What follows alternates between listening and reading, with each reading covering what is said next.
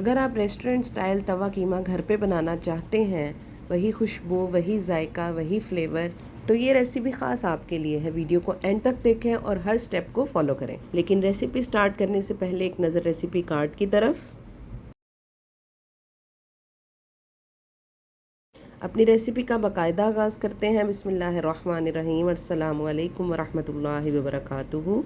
सबसे पहले मैंने लिया है कीमा। ये मटन का कीमा है, आप इसकी जगह बीफ भी यूज़ कर सकते हैं और ये बारीक किया हुआ है। अगर कुछ लोग मोटा थोड़ा पसंद करते हैं, आप इसमें मोटा कीमा भी इसी रेसिपी से बना सकते हैं।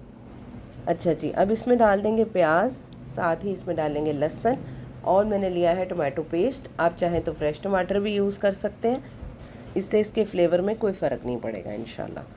साथ ही इसमें डाल देंगे स्पाइसेस, और स्पाइसेस में मैंने डाले हैं 3 बेसिक मसाले, वही नमक, लाल मिर्च और हल्दी। बाकी इसमें जो कुछ भी डालना है वो बाद में डालेंगे। कुछ लोग इसी पॉइंट पे इसके अंदर काली मिर्चें या गरम मसाले वगैरह डाल देते हैं, तो उससे ना कीमे का कलर काला होने लग जाता है। हमेशा जो गरम मसाले होते हैं वो लास्ट में डालते हैं, क्योंकि जो सालन थोड़ा थोड़ा काला होता है ना, या ब्राउन ब्राउन सा, वो मज़े का नहीं लगता। कहते हैं ना, पहले आंखें खाना खाती हैं, फिर दिल खाता है, फिर ज़बान खाती है। तो बिल्कुल इसी तरह से ही है कि अगर एक चीज़ आपकी आंखों को ही प्यारी नहीं लगेगी तो आपका खाने का भी दिल नहीं कहेगा।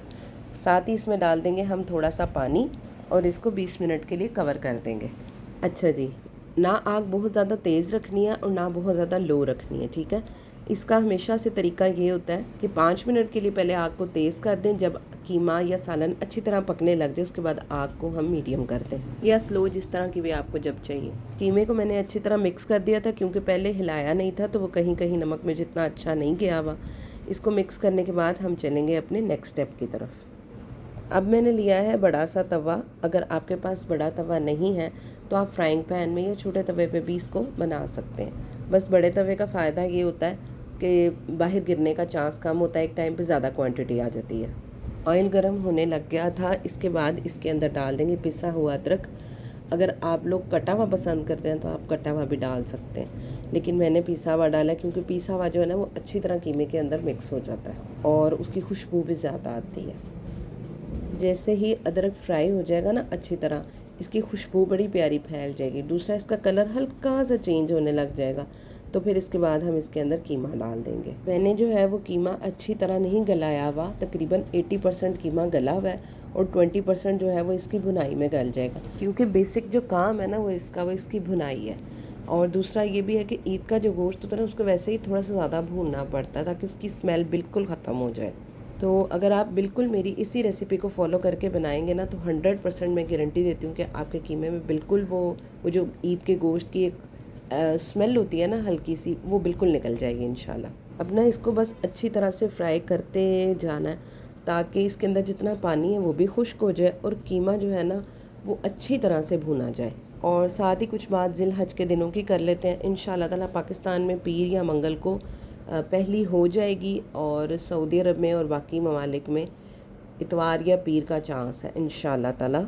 तो ये 10 दिन जो है वो बहुत ज़्यादा कीमती हैं।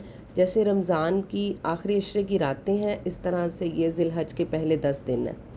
किसी चीज़ की वैल्यू ना उसके बनाने वाले को पता होता है। तो अल्लाह ताला ने इन 10 दिनों की कसम खाई है, तो ऑब्वियसली इस 10 दिनों में कोई तो बात होगी ना। कोई अमल पूरे साल में अल्लाह ताला को इतना पसंद नहीं है जितना इन 10 दिनों में पसंद है। तो कोशिश करें कि ज़रूर रोज़ा रखें, जितने भी दिन का रखा जाए, और ख़ुसूसन 9 ज़िलहज का रोज़ा तो ज़रूर रखना है। ये हदीस का मफ़हूम है कि आप सल्लल्लाहु अलैहि वसल्लम ने फ़रमाया कि मुझे उम्मीद है कि जो शख्स 9 ज़िलहज का रोज़ा रखेगा, उसके 1 साल पिछले और 1 साल अगले गुनाहों का ये कफ़ारा बन जाएगा।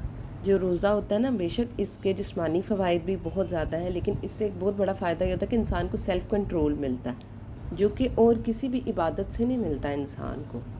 तो ज़रूर कोशिश करनी है रोज़ा रखने की। और इसके अलावा जिस चीज़ की वैल्यू ज़्यादा होती है ना, उसके अंदर अगर आप गुनाह करते हो ना, तो उसका गुनाह भी ज़्यादा होता है। इसलिए अगर हम भाग भाग के नेकियां नहीं भी कर पा रहे तो कोई बात नहीं, रोज़ा नहीं भी रख पा रहे क्योंकि गर्मी भी बहुत है ऑब्वियसली, तो भी कोई बात नहीं, लेकिन ख़ुद को गुनाहों से बचा लेंगे ना, तो ये भी इंशाल्लाह इंसान के लिए काफ़ी हो जाएगा। इसके अलावा छोटी छोटी 2 बातें और अर्ज़ कर दूँ मैं, कि पहली ये कि 9 ज़िलहज की ख़ास दुआ है, ला इलाहा इल्लल्लाहु वहदहु ला शरीका लहु लहुल मुल्कु व लहुल हम्दु व हुवा अला कुल्लि शैइन क़दीर।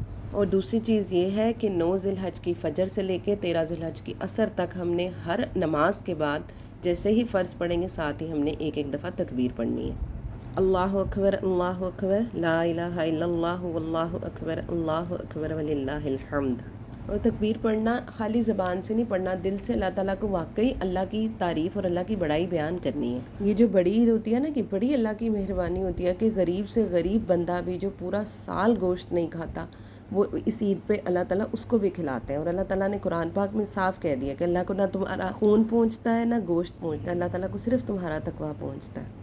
Coming back to our recipe, कीमे में दही डाल के इसको अच्छी तरह से भून लिया। आप देख रहे हैं कि इसके अंदर बिल्कुल पानी नहीं है। अब हम इसके अंदर अपने बाकी स्पाइसेस ऐड करते हैं, जिसके अंदर मैंने लिया है भुना कुटा हुआ ज़ीरा और भुना कुटा हुआ सूखा धनिया, और साथ ही इसमें डाल देंगे चिली फ्लेक्स। थोड़ा सा इसके अंदर जाएगा गरम मसाले का पाउडर, और अगर आप चाहें तो आप इसके अंदर काली मिर्च ऐड कर लें, लेकिन मैंने चूँकि लाल मिर्च भी काफ़ी डाल दी है और चिली फ्लेक्स भी डाल दिए और ऊपर से मैंने इसके अंदर हरी मिर्चें भी डाल ली हैं, तो इस वजह से मैंने काली मिर्च ऐड नहीं की। इस पॉइंट पे इसकी इतनी प्यारी खुशबू पूरे घर में फैली होती है। और अगर आप चाहें तो आप इसको कोल्ड स्मोक दे दें, बट मैंने नहीं दिया क्योंकि मुझे ये ऐसे ही मज़ेदार लग रहा था। हरी मिर्चों और अदरक के साथ इसको गार्निश करें, चाहें तो थोड़ा सा हरा धनिया भी डाल लें। गरम गरम चपातियों के साथ इसको सर्व करें। ज़रूर ट्राई कीजिएगा, आपके फ़ीडबैक का मैं इंतज़ार करूँगी। ये बातें जो मैंने आज आपसे की हैं, आपने एक बंदे के साथ लाजमी शेयर करनी है। अपने हाथों से अपने लिए सदका जारिया इकट्ठा करने की कोशिश शुरू करें। खुश रहें, दुआ में एक दूसरे को याद रखें। फिर मिलेंगे आपसे बहुत जल्द एक नई रेसिपी के साथ। तब तक के लिए हमें दीजिए इजाज़त। अल्लाह हाफ़िज़।